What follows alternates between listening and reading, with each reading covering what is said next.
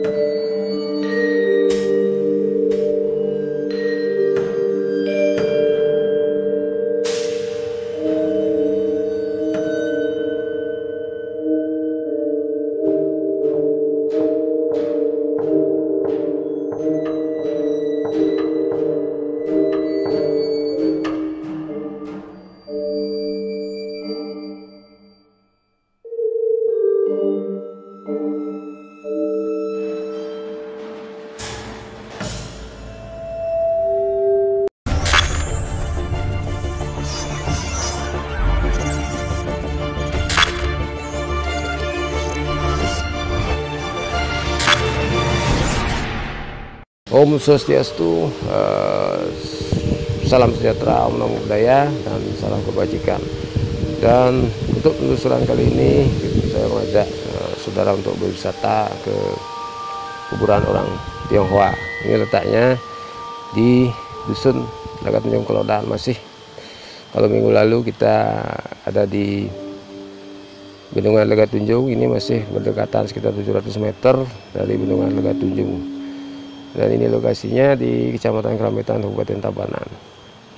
Dan fenomena apa saja secara spiritual dan bagaimana arti dari simbol-simbol kuburan orang Tionghoa nanti kita kupas, kita bedah. Tapi apa yang boleh dikatakan itu saja mungkin yang saya katakan, dan apa yang diizinkan itu saja mungkin, dan apa yang tidak boleh dikatakan tidak akan saya ceritakan. Ayo.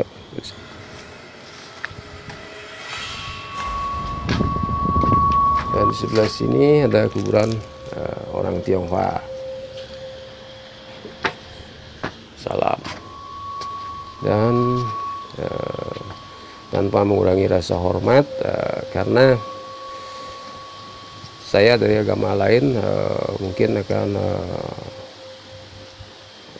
membedah secara objektif tanpa menimbulkan tersinggungan dari pemilik dari orang Tionghoa di sini. Saya mungkin akan menceritakan apa saja yang mungkin boleh diceritakan. Dan kenapa ada kuburan orang Tionghoa di sini? Karena dulu di sini mulai tahun 1915 katanya sampai tahun 71 ada pemukiman orang Tionghoa di Dusun Laga Tunjung Kelodan ini. Mungkin mereka ada sedikit masalah atau apa, tapi mereka dulu menyebar, tidak hanya di sini, menyebar di seputaran desa Timpag ini. Kemudian mereka sudah meninggalkan tempat ini dan meninggalkan kuburan di sini. Tapi setiap ada ziarah kubur, kalau Shengbeng yang istilahnya dari komunitas mereka selalu di sini membersihkan tempat ini dan melakukan ziarah di sini. Dan ini kuburan orang Tionghoa. Kalau saya telisik ini adalah huruf kanji Cina. Huruf kanji Cina namanya, kalau di komunitas mereka namanya Bongpai. Kenapa besar begini? Besar atau kecilnya biasanya kuburan orang Tionghoa itu tergantung dari status sosial mereka. Kalau mereka zaman dulu seorang pejabat atau orang kaya, biasanya kuburannya sebesar ini. Ini Bongpai bertuliskan huruf kanji. Kemudian di sana tertera siapa yang meninggal. Biasanya kalau yang meninggal warna catnya emas, emas. Dan juga keluarga yang berduka, suami atau istri, kemudian keluarga yang berduka. Kalau misalnya istrinya belum meninggal, biasanya catnya merah bukan emas. Kemudian anak-anaknya ada catnya warna netral, itu menandakan bahwa mereka masih hidup. Tapi biasanya kalau cat emas, semua emas begini, biasanya semuanya sudah almarhum. Dan ini namanya altar pemujaan. Yang di sini pinggiran-pinggirannya ini mencirikan bahwa ini adalah keluarganya. Itu, ayo kita cari tempat yang lain.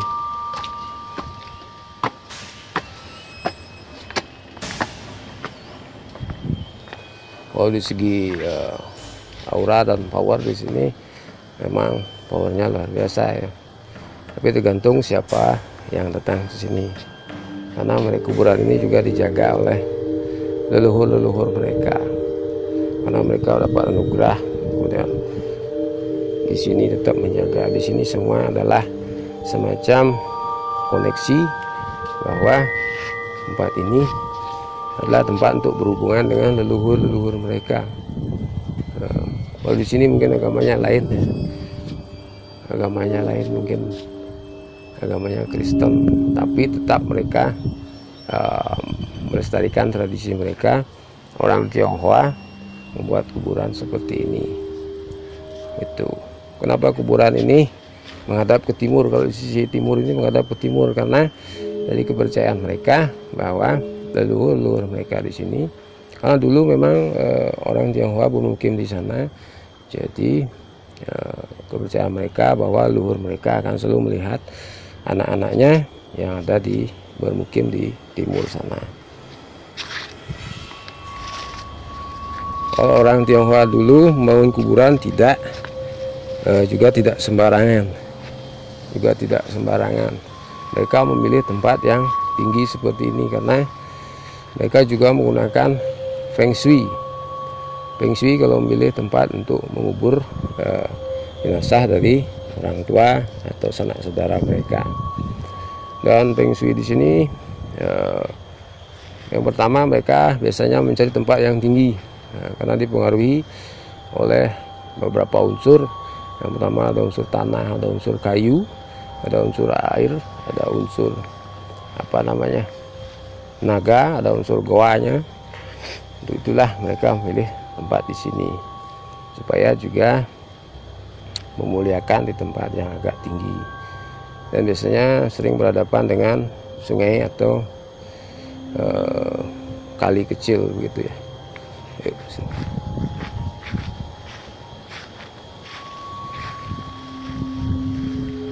Kalau di sini kita berdiri memang terasa auranya sangat kuat ya, karena kuburan ini dilindungi oleh leluhur orang Tionghoa sendiri. Dan saya minta izin untuk membuat sebuah video di sini untuk mengungkap apa itu kuburan orang Tionghoa dan apa fungsinya.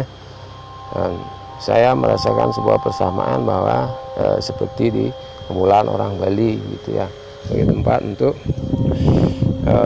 berhubungan dengan leluhur. Setiap biasanya bulan April tanggal 5 dan 4 di sini untuk membersihkan tempat ini. Itu namanya hari Cengbeng, hari ziarah kubur. Itu. Ini kuburan orang Tionghoa yang besar begini. Ini tertulis ini, saya mau jelaskan warna di nisan atau bongpainya selalu tertulis warna kanji Cina. Ini ada makam The Chuan Ho Koko dari Buyut Chandra Putra. Yang emas ini mereka yang sudah meninggal, sedangkan Chandra Putra yang warna merah itu orangnya masih hidup. Itu artinya ini altar pemujaan. Biasanya di kanan di kiri biasanya ada altar untuk dewa bumi. Itu biasanya di sini. Nah, ini altar untuk dewa bumi. Altar untuk sembahyang kepada dewa bumi di kirinya biasanya. Ini tempat pemujaan. Ya, secara simpelnya sama saja sebenarnya. Tapi dalam kepercayaan mereka, jika ada tempat seperti retak-retakan seperti ini, artinya bahwa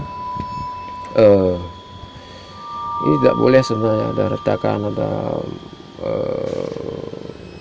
ilalang seperti ini harus dibersihkan sebenarnya.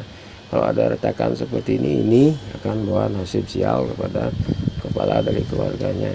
Ini nasib bawa nasib sial, sebenarnya harus diperbaiki. Tuh, ini kuburannya sudah agak apa namanya, agak lebat ya.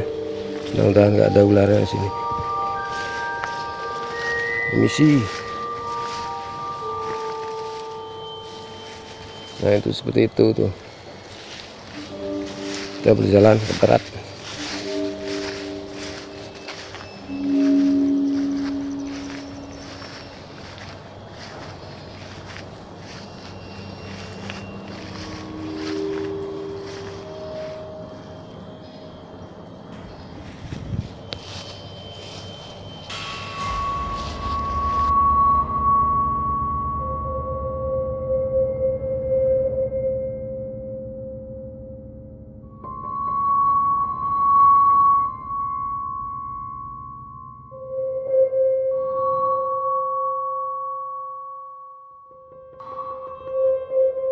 Kuburan orang Tionghoa ini biasanya di sini tempat sebelum walaupun sebelum anggota keluarganya meninggal, biasanya sudah tulis di tempat ini tuh bahwa yang berduka sini, yang masih hidup sini, yang meninggal sini, seperti itu biasanya. Dan mereka biasanya menguburkan mayat. Ini tradisi ini sudah dari 4000 tahun katanya, dari agama Konghucu sendiri. Semakin besar, semakin mewah sebuah kuburan, maka menyatakan bahwa orang itu semakin punya pangkat atau keturunan dari raja-raja, keturunan dari bangsawan zaman dulu. Itu ini namanya. Dan setiap kuburan ini pasti ada dari apa namanya, altar untuk dewa bumi, altar untuk dewa bumi. Dan ini fungsinya sama saja dengan di agama Indo-Bali ya. Kalau saya merasakan ini fungsinya sama saja. Ketika kuburannya dirawat, ketika hari Cengbeng, ketika kuburannya dirawat, dibersihkan, maka keturunannya akan selamat, seperti itu. Karena ini menjadikan bahwa 3 generasi berikutnya pasti akan selamat. Dan ini ada naga, namanya kalau di Cina namanya leong ya. Dan tidak sembarangan orang bisa menulis naga di atas seperti ini. Tidak sembarangan. Naga, burung hiu atau macan itu biasanya tidak sembarangan. Kemungkinan ini adalah turunan dari bangsawan, seperti itu. Itu di atas bongpai, di atas nisan itu. Kalau nisannya, dan biasanya kalau mereka kesini pasti bawa cat, bawa sapu, bawa sabit, dan semuanya dibersihkan. Karena ini menjadikan bahwa keturunannya nanti pasti akan dan tidak akan baik, dan tidak, makanya setiap kuburan yang kita lihat di sini pasti tulisannya itu baru-baru, karena itu memang harus direparasi setiap ada yang Imlek. Tidak boleh apa namanya, tidak boleh luntur catnya, itu tetap terus dicat. Itu menjadikan bahwa nanti keturunannya akan selamat. Ini kalau di Cina namanya selain Cengbeng namanya Qingmin. Qingmin itu artinya adalah sebuah tempat yang terang. Nanti mereka minta petunjuk di sini, kemudian semoga keturunannya selamat. Dan setiap kuburan di sini pasti menghadap ke saluran air, karena itu simbol dari rezeki, simbol dari kebelimpahan rezeki, kemakmuran. Karena di barat ini ada sungai yang besar, ada juga sungai yang kecil, seperti itu. Dan kuburan ini memang dijaga oleh leluhur mereka, dan dijaga oleh seorang dewi yang berpakaian apa ya, pakaian itu namanya hanfu. Hanfu namanya, hanfu itu pakaian seperti dewa-dewa Cina, hanfu. Kalau menonton apa namanya, White Snake Legend biasanya kan itu pakaiannya seperti itu, tapi warnanya biru, dan orangnya sangat baik sekali. Dan leluhur mereka di sini kebanyakan kalau memang dikubur biasanya menggunakan pakaian yang apa yang disukai, barang-barang yang disukai dikubur di sini. Tapi setelah kena pengaruh Buddha, mereka mulai membakar, kadang-kadang abunya lalu disimpan seperti ini. Dan kalau biasanya Cengbeng, Imlek dan sebagainya, anak-anak mereka ke sini karena pakaiannya biasanya namanya. Tapi ada juga pakaian yang disebut Cheongsam ya di sini. Cheongsam itu pakaian yang dilipat. Nah, kalau pernah nonton Jet Li, itu istrinya Jet Li yang itu Cheongsam untuk perempuan, dan untuk laki-laki namanya Changsan yang ada tali-talinya di sini. Itu pakaian yang tradisional dari orang Tionghoa sendiri, dan itu mungkin pakaian yang paling terkenal, Cheongsam sama Changsan.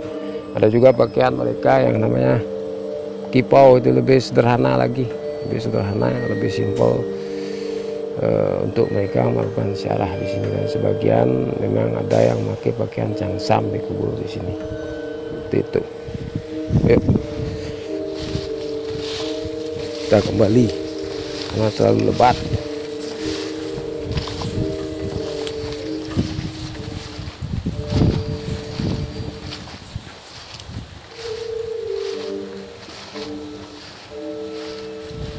Tapi satu hal yang bisa dipelajari di tempat ini, saya kalau biasanya ke tempat-tempat seperti ini saya minta izin, kemudian apa yang bisa saya pelajari di sini itu, walaupun menurut mereka sebenarnya zaman dulu tidak ada yang namanya ini agama eksklusif, eksklusivisme agama seperti sekarang. Saya agama Islam, saya agama Kristen, nggak ada zaman dulu seperti itu. Kita semua bersaudara. Dan untuk itu orang Bali, tradisi Bali dengan tradisi Tionghoa sudah ribuan tahun sudah bersaudara. Itu terbukti banyak sekali pralingga orang Bali bertimo itu terbuat dari koin atau uang dari orang Tionghoa. Di zaman dulu itu tidak ada yang namanya eksklusivisme agama seperti sekarang, kotak-kotaan seperti sekarang, semuanya sama. Ibaratnya pergi ke sebuah tempat naik bis, saya tujuannya ke Kuta, dia tujuannya ke Gianyar.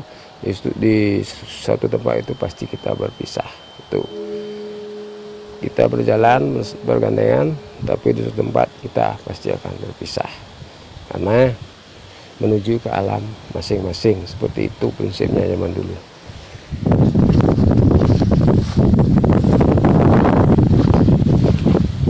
Ini sebenarnya kali kedua, mungkin ketiga ya saya ke sini.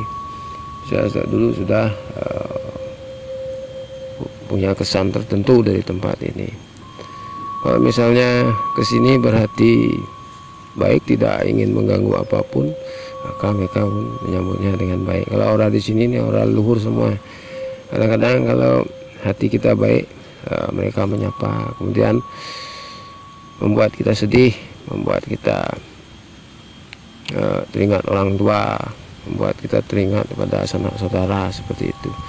Disinilah saya belajar bagaimana menghormati orang tua, menghormati saudara, terutama menghormati orang tua sebagai tangga untuk belajar spiritual yang lebih lanjut.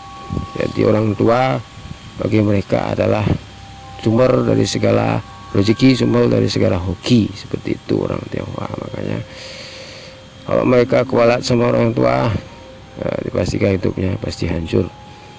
Dan itu sama saja dengan hidup Bali.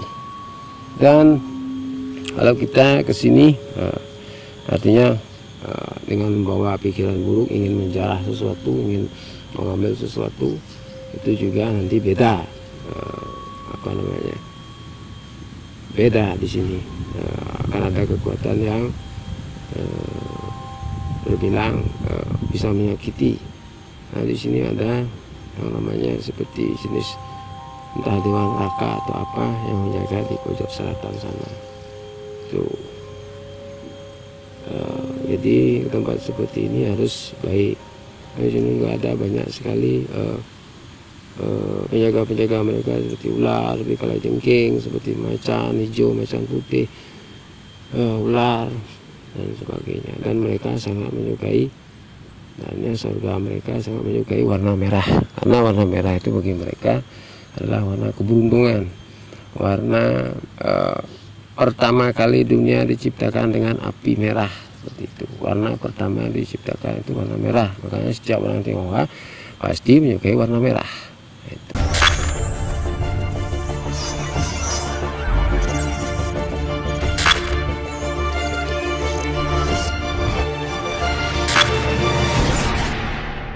Dan kemudian apa yang saya tangkap di sini, pesan dari mereka adalah bahwa anak-anak mereka, sebenarnya ini tanggung jawab anak-anak mereka untuk membersihkan tempat seperti ini, tapi mereka jarang, mungkin karena kesibukan. Dan ada di sini seorang tabib dulu ya, seorang tabib ingin sekali menurunkan ininya, ilmunya kepada anak dan keturunannya. Mungkin belum ada yang mewarisi seperti itu. Dan juga ada yang memang sesepuh di sini. Pertama kali saya lihat di sini memang orang yang dikubur itu 1935 sekian, itu seorang perempuan, dan itu adalah sesepuhnya mereka di sini. Kemungkinan besar juga menginginkan bahwa anak-anaknya sering-sering berkunjung ke sini. Jadi jangan kita memvonis agama lain itu sesat, agama lain itu tidak benar seperti orang-orang sekarang. Padahal sebenarnya mereka punya konsepnya sendiri untuk memuja Tuhannya. Kalau orang Tionghoa itu namanya punya Tuhan sendiri juga. Agama orang Tionghoa itu Konghucu ya. Konghucu itu sudah agama aslinya orang Tionghoa. Nama Tuhannya itu apa namanya, Santian namanya, Tuhan semesta, seperti itu. Jadi mereka punya konsep tertentu bagaimana memperlakukan luhur, bagaimana memperlakukan Tuhan, dan mereka kalau saya nilai di sini orangnya luar biasa bagus, dengan membaca dari sisi energi sini luar biasa bagus, walaupun ada mungkin yang belum dapat tempat, tapi itu sangat kecil seperti itu. Mereka sangat welcome. Mereka tahu yang datang ke sini orang baik atau orang yang jahat. Mereka tahu semua, dan mereka kenal sama saya. Dan di sini umumnya pakaian mereka itu putih-putih semua, putih-putih, pakai gaun putih-putih. Ada yang pakai cangsan itulah yang ini. Ada yang kena pendek juga. Ada anak kecil yang mungkin meninggal dulu, ada ibu-ibu mungkin belum dapat tempat atau bagaimana, tapi sudah mulai menuju tempat mereka. Jadi agama apapun sebenarnya semuanya baik, karena mereka mempunyai konsep yang berbeda untuk memperlakukan seperti Tuhannya, melakukan leluhurnya, seperti itu. Jadi jangan punya agama orang lain itu buruk, agama saya yang terbaik, itu nggak benar itu. Karena mereka juga sama ciptaan Tuhan, karena mereka juga sama adalah karya dari kemahakuasaan Tuhan itu sendiri, seperti itu. Jadi kesimpulannya di sini adalah bahwa makam orang Tionghoa itu juga adalah baik. Mereka membangun makam sendiri juga tidak sembarangan. Mereka menggunakan feng shui, memilih tanah yang tinggi untuk memuliakan leluhur mereka di tempat yang tinggi. Kemudian memilih tempat yang dekat dengan air, kemudian pilih tempat yang dekat dengan pemukiman mereka, karena agar dilihat oleh leluhur mereka di sini kehidupan dari keturunannya. Bagaimana perlakuan terhadap kuburan ini nanti akan mempengaruhi 3 generasi berikutnya. Itu bisa dilihat kalau lebat seperti ini juga mempengaruhi. Ada 3 hal mungkin mempengaruhi ya. Kalau ada keretaan di nisan itu sangat berbahaya menurut mereka. Itu bisa mempengaruhi ada suatu bencana pada ketua keluarga mereka. Kemudian kalau di pinggir-pinggirnya ada keretaan, ada akan perpecahan pada anggota keluarga. Jadi kuburan ini harus dirawat betul-betul untuk kehidupan yang lebih baik, karena mereka, orang tua itu adalah orang yang memberi kita badan, orang yang memberi kita, melahirkan kita. Jadi jangan pernah melupakan mereka. Dan sebagai penutup, mohon maaf jika ada kata-kata yang mungkin salah dari saya dalam menguraikan bagaimana sebenarnya kuburan orang Tionghoa itu sendiri.